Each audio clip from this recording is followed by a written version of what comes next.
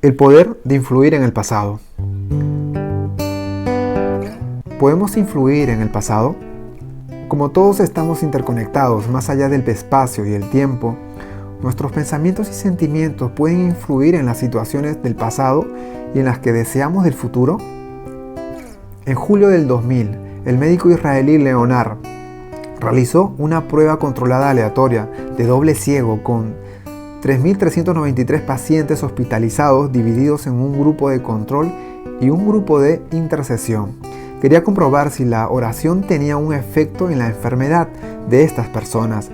Los experimentos llevados a cabo con la oración son importantes ejemplos de cómo la mente afecta a la materia desde lejos. Pero sigue escuchando, porque no todo es siempre lo que parece. Leonard seleccionó a pacientes hospitalizados aquejados de sepsis, una infección. Después los dividió al azar en dos grupos. Uno sería objeto de oraciones y el otro no.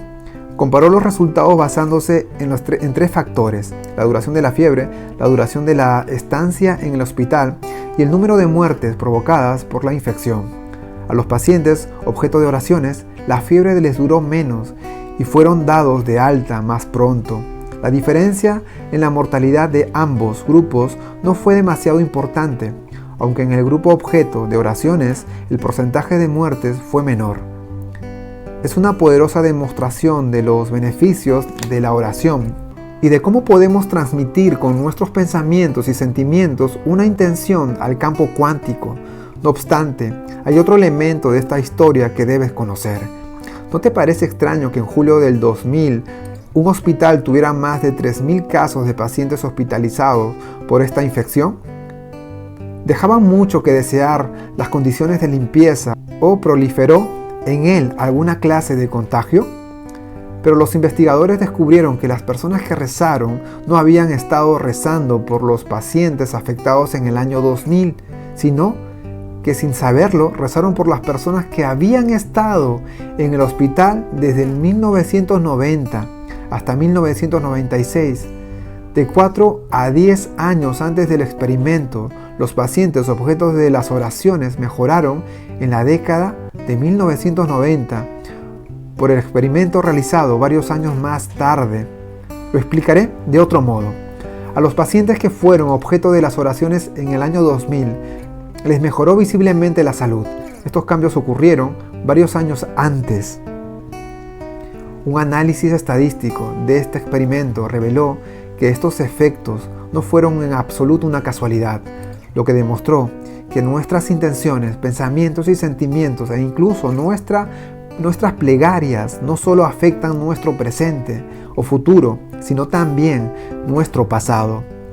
Este hecho nos lleva a una pregunta: si rezaras o te centraras en una intención para que tu vida mejorara, ¿podrías afectar el pasado, el presente y el futuro? La ley cuántica dice que todas las posibilidades existen simultáneamente. Nuestros pensamientos y sentimientos afectan todos los aspectos de nuestra vida, más allá del espacio y el tiempo. Nuestro estado del ser o estado mental, cuando mente y cuerpo son uno. En este audio me referiré de manera intercambiable a tener y crear un estado del ser, un estado mental. Por ejemplo, si podría decir que lo que piensas y sientes crea un estado del ser, ten en cuenta que cuando uso los términos estados del ser y estado mental, tu cuerpo físico forma parte de este estado. En realidad, como verás más adelante, mucha gente existe en un estado en el que el cuerpo se ha convertido en la mente, cuando se rigen solo por el cuerpo y lo que éste siente.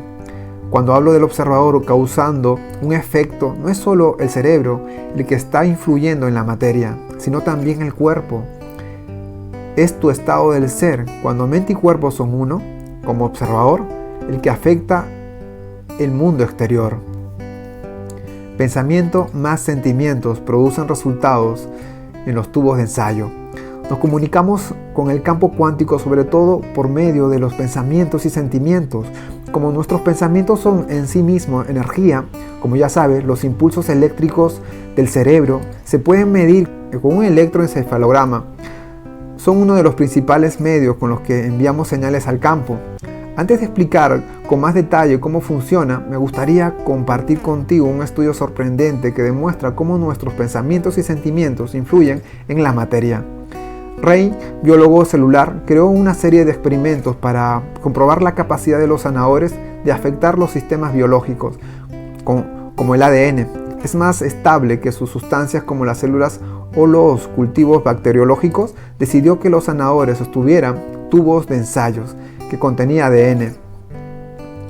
Este estudio tuvo lugar en el cerebro de investigación Heart-Mar de California. Los científicos del centro habían estado realizando investigaciones extraordinarias sobre la fisiología de las emociones, las interacciones entre el corazón y el cerebro y muchas otras más. Habían descubierto junto con otros investigadores que existe una relación entre los estados emocionales y el ritmo cardíaco. Cuando tenemos emociones negativas como la ira y el miedo, el ritmo cardíaco se vuelve desacompasado y desorganizado. En cambio, emociones positivas como el amor, la dicha, generan patrones sumamente regulares y organizados a los que los investigadores de Heart-Mar llaman coherencia cardíaca. En el experimento del Dr. Rey se estudió primero a un grupo de 10 sujetos habituados a aplicar las técnicas del Heart-Mar, en las que uno se concentra en el corazón para aumentar la coherencia cardíaca. Los participantes, valiéndose de estas técnicas, generaron sentimientos intensos y elevados como el amor y el agradecimiento, y después durante 2 minutos sostuvieron tubos de ensayo como muestras de ADN suspendidas en agua desioxizada. Pero al analizar las muestras no se apreció estadísticamente ningún cambio importante en ellas.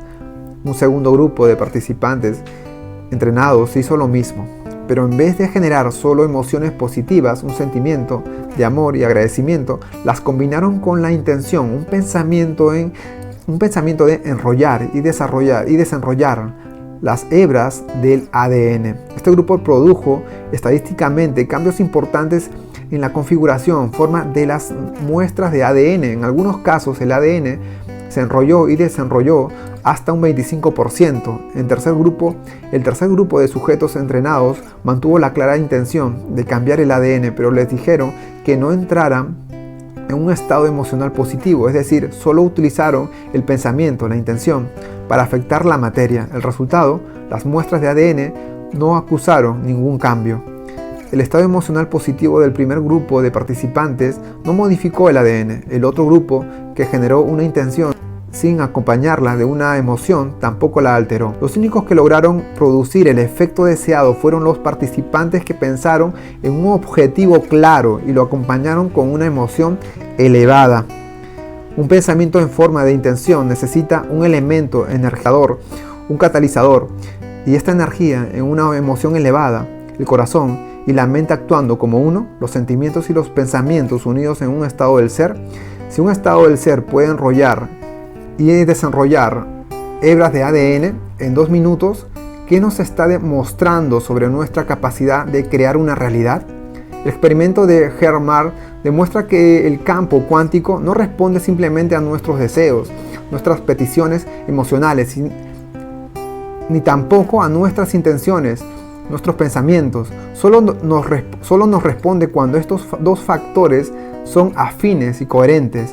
Es decir, cuando emiten la misma señal, cuando combinamos una emoción elevada con un corazón abierto y una intención consciente, con un pensamiento claro, hacemos que el campo nos responda de forma asombrosa. El campo cuántico no responde a lo que queremos, sino a quién estamos siendo.